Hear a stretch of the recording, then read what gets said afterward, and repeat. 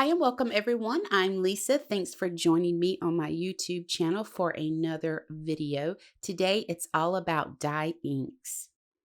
So my main focus in this video is going to be the Memento ink line. And I want to share with you some of the amazing things that these inks can do. I'm going to demonstrate a few techniques, talk some about things you can't do with the inks, how different paper is going to give you different results. Also, I want to share with you how a few other inks paired with the Memento line can create some amazing projects and let you stretch the use of your supplies. About 11 years ago, I started my journey in handmade cards. My first ink pad was the Memento Tuxedo Black ink for the simple reason that it's alcohol marker friendly. Now, I came onto the scene right about the time that Copic markers were becoming all the rage, and you couldn't carry on a conversation about a Copic marker without hearing Memento Tuxedo Black ink or Rich Cocoa ink. And it's true, these inks are amazing for alcohol markers, but I believe, and this is solely my opinion, the inks became known as the alcohol marker friendly ink, and all the other wonderful qualities got lost in the shuffle. So I'm hoping to shed some light on some of those wonderful qualities and not so much that they're just alcohol marker friendly. So these inks come in 36 colors, and I feel like that's a great starting point for a beginner. Now, over the years, I simply filled in some areas with other dye inks, and that's perfectly acceptable. Now, you're going to also find out that not all dye inks are created equal, so you need to keep that in mind.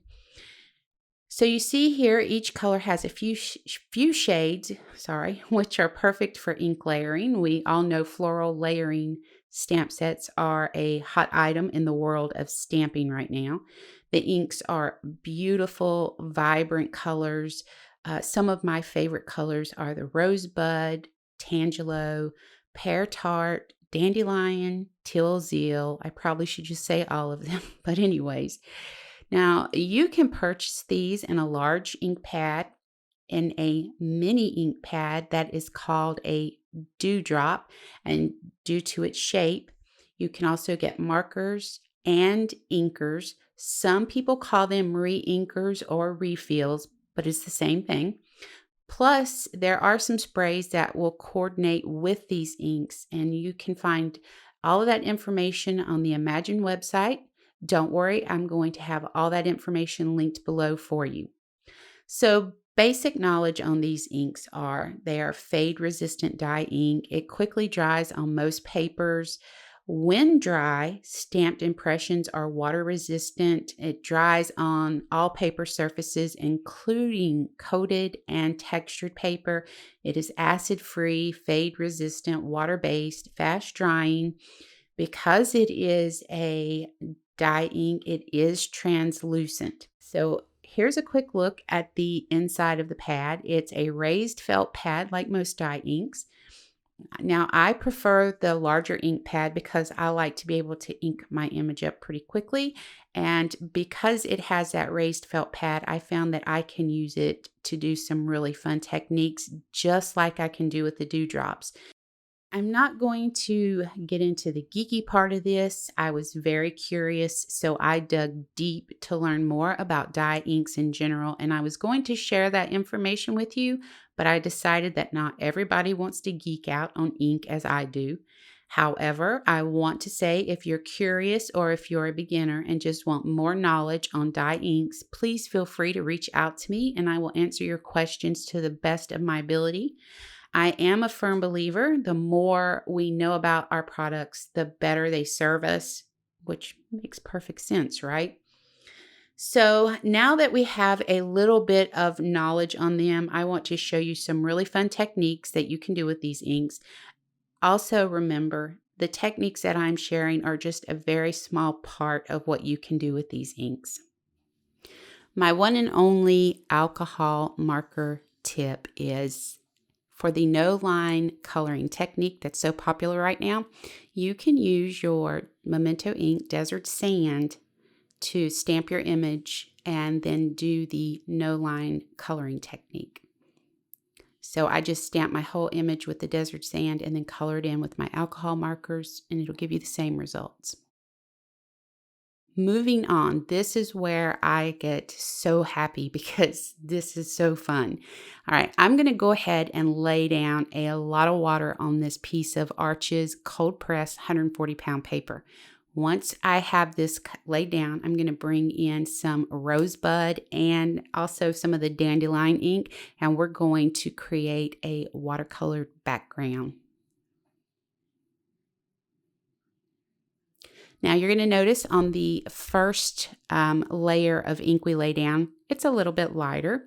You still get a nice vibrant color, but if you want to really make that color pop, let that dry and then come back in with some more ink, and it's really going to brighten that ink up. This is one of my favorite things to do with this ink. A lot of people don't even know you can do this. Okay, so next technique, I'm going to show you how to do a stamped faux watercolor. So I just have a solid little circle there on my stamping tool, and I'm going to go ahead and lay a piece of paper down in there. I'm going to add some ink to this, and then I'm just going to put some water on it and close the lid.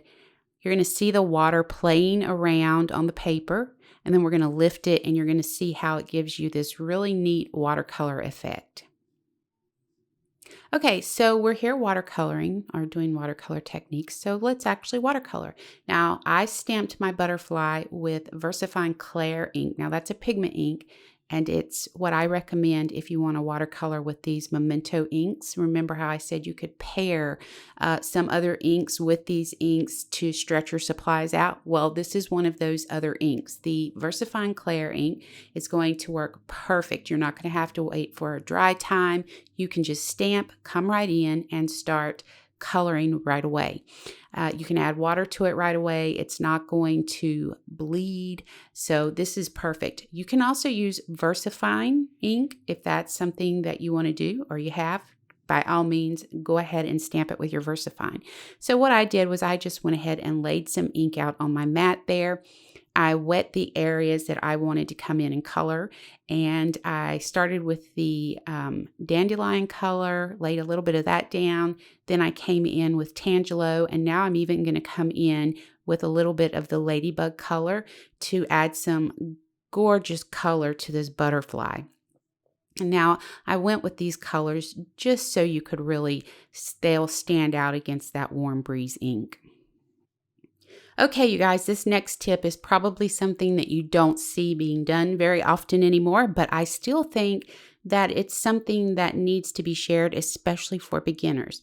So we're going to go ahead and do two things with this. One, I'm going to show you how you can do a colored embossed image with your Versamark pad. You're going to stamp your image first with the Versamark ink.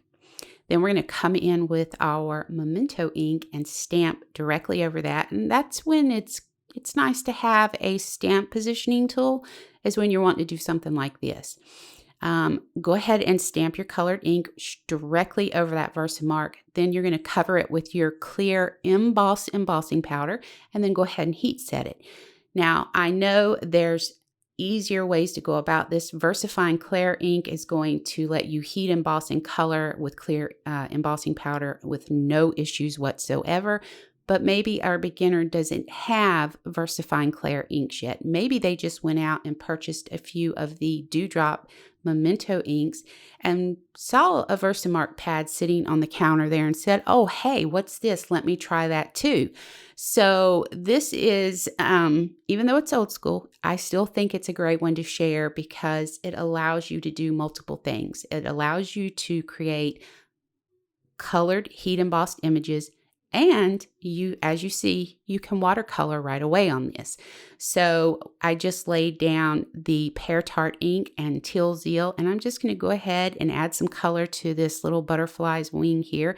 Now, one thing about the embossed images, when you watercolor, that embossing acts like a dam, and it's going to hold the water in to each section. Now, if you go in there with a cup of water on your image, it's going to overflow, obviously. But there's another tip for you. Okay, we're going to do just some basic stamping now. I want you to see how this ink reacts with just regular 80-pound cover stock paper and 110-pound cover stock. So this is the 80-pound.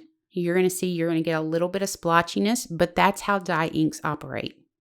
You just have to let them get happy in their situation and they'll smooth themselves out and they'll be fine.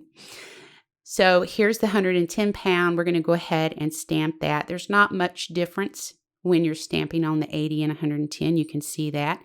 Now, if you have a stamp that doesn't stamp that great, doesn't give you a good impression, what you can do is take your Versamark ink pad, go ahead, ink that stamp up like I just did there, and then wipe it off with your finger. Then don't clean the stamp off. Go directly over that with your dye ink and stamp it, and you're going to get a much better impression. It kind of primes your stamp is what it does. So if you find you have a stamp that's not giving you a great impression, try that tip of stamping or laying some Versamark ink on your stamp and then laying your dye ink down and stamping. Now, if you're like me and impatient and you don't want to wait for the splotchiness to go away and you have a stamp positioning tool, just go ahead and stamp it again and it's going to take care of it. So you can see the difference in stamping it one time and then stamping it again. You're going to get obviously a much better result. You've laid down 2 layers of ink. So I have some really fun techniques I want to show you using the inks to create some really neat effects when you're stamping on solid images. So what you're going to start with is a light ink. So I'm using Angel Pink, and that's because I'm going to come in with Rosebud. Now, see the edge of that ink pad? You're going to tilt that ink pad down. Now, this is where the dewdrops come in handy. You're going to tilt that ink pad down and swipe it across your stamp. It's going to create these real thin lines.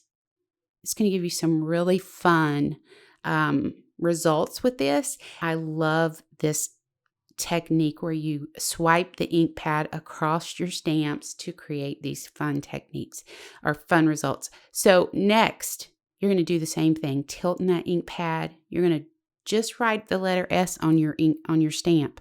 That's all I did. I wrote the letter S on there. And look at that marbling. That is pretty cool, right? You should give that a try sometime. You need solid stamped images for this, but it's so much fun.